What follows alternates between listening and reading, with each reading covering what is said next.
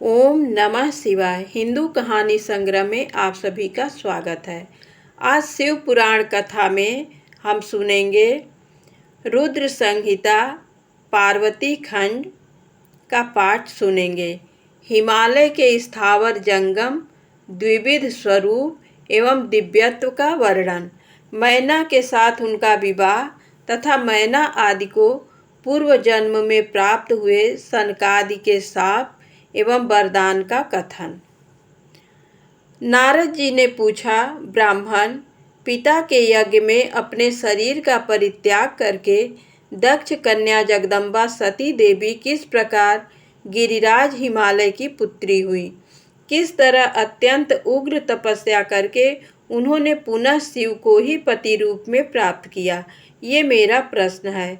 आप इस पर भली भांति और विशेष रूप से प्रकाश डालिए।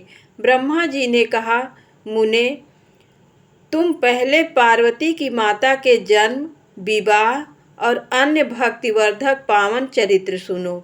मुनि श्रेष्ठ, उत्तर दिशा में पर्वतों का राजा हिमवान नामक महान पर्वत है, जो महातेजस्वी और समृद्धिशाली है। उसके दो रूप प्रसिद्ध हैं, एक स्थावर और दूसरा जंगम। मैं संक्षेप से उसके सूक्ष्म स्थावर स्वरूप का वर्णन करता हूँ। वह रमणीय पर्वत नाना प्रकार के रत्नों का खान है और पूर्व तथा पश्चिम समुद्र के भीतर प्रवेश करके इस तरह खड़ा है मानो भूमंडल को नापने के लिए कोई मापदंड हो।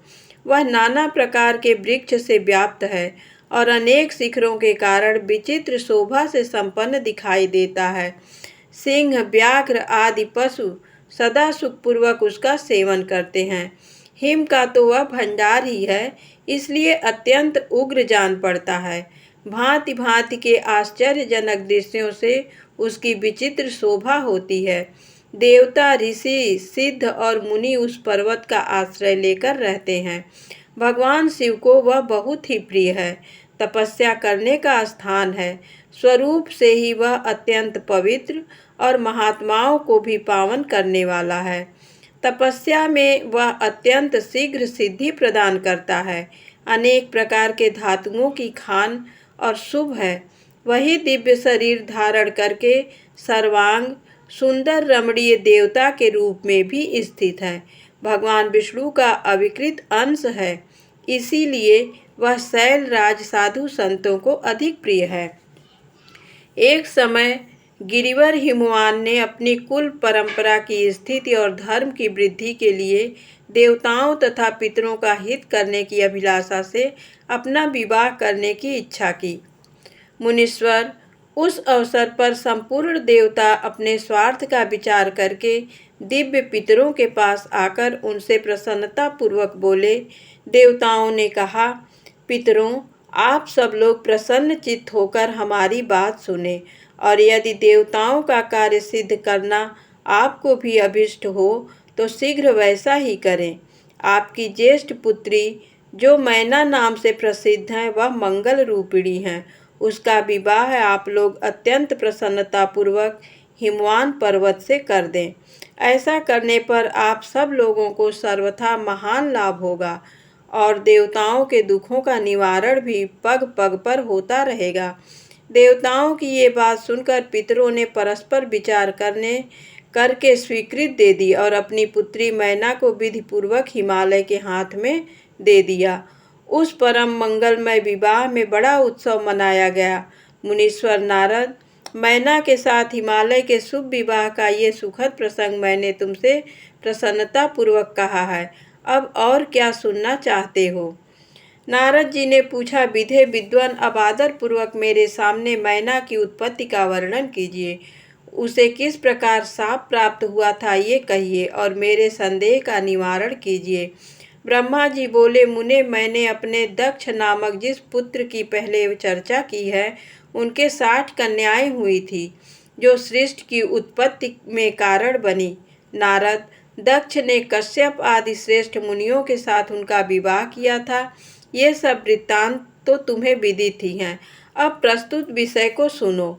उन कन्याओं में एक स्वधा नाम की कन्या थी, जिसका विवाह उन्होंने पितरों के साथ किया। स्वधा की 3 पुत्रियां थीं जो सौभाग्यशालिनी तथा धर्म की मूर्ति थी। उनमें से ज्येष्ठ पुत्री का नाम मैना था। मझली धन्या के नाम से प्रसिद्ध थी और सबसे छोटी कन्या का नाम कलावती था। ये सारी कन्याएं पितरों की मानसी पुत्रियां थीं। उनके मन से प्रकट हुई थी।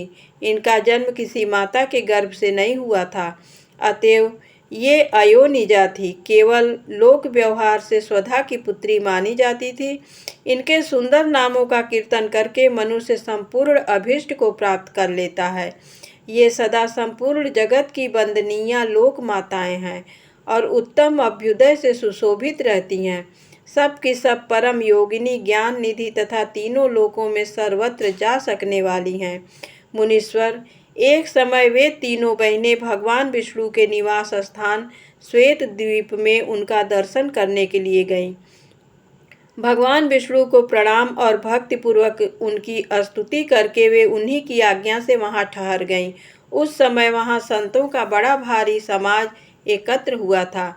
मुने, उसी अवसर पर मेरे पुत्र सनकादि सिद्धगण भी वहां गए और श्रीहरि की स्तुति वंदना करके उन्हीं की आज्ञा से वहां ठहर गए।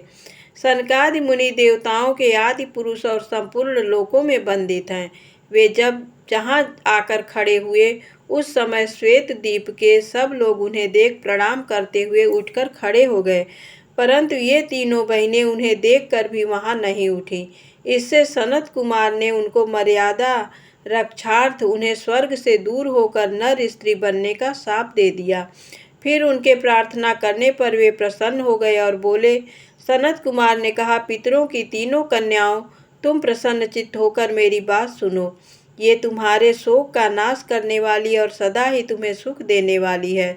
तुम में से जो ज्येष्ठ है वह भगवान विष्णु की अंशभूत हिमालय गिरि की पत्नी हो। उससे जो कन्या होगी वह पार्वती के नाम से विख्यात होगी।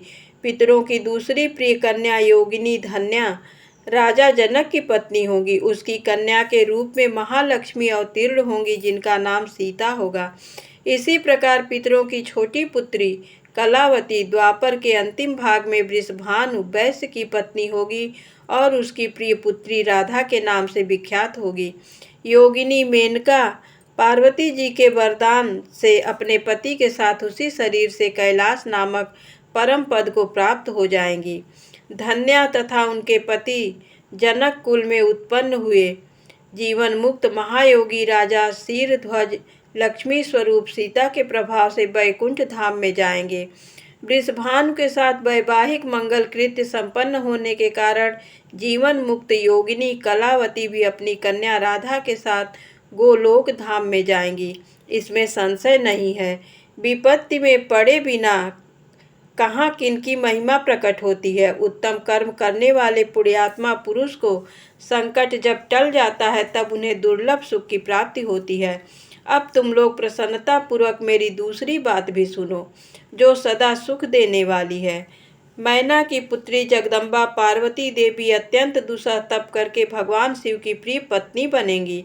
धन्या की पुत्री सीता भगवान श्री राम जी की पत्नी होंगी और लोकचार का आश्रय ले श्री राम के साथ विहार करेंगी। साक्षात गोलोक धाम में निवास करने वाली राधा ही कलावती की पुत्री होंगी। वे गुप्त स्नेह में बंधकर श्री कृष्ण की प्रियतमा बनेंगी। ब्रह्मा जी कहते हैं, नारद इस प्रकार साप के ब्याज से दुर्लभ वरदान देकर सबके द्वारा प्रशंसित भगवान सनत कुमार मुनि भाइयों सहित वहीं अंतर्धान हो गए। तात पितरों की मानसी पुत्री वे तीनों बहनें इस प्रकार शाप मुक्त हो सुख पाकर तुरंत अपने घर चली गईं।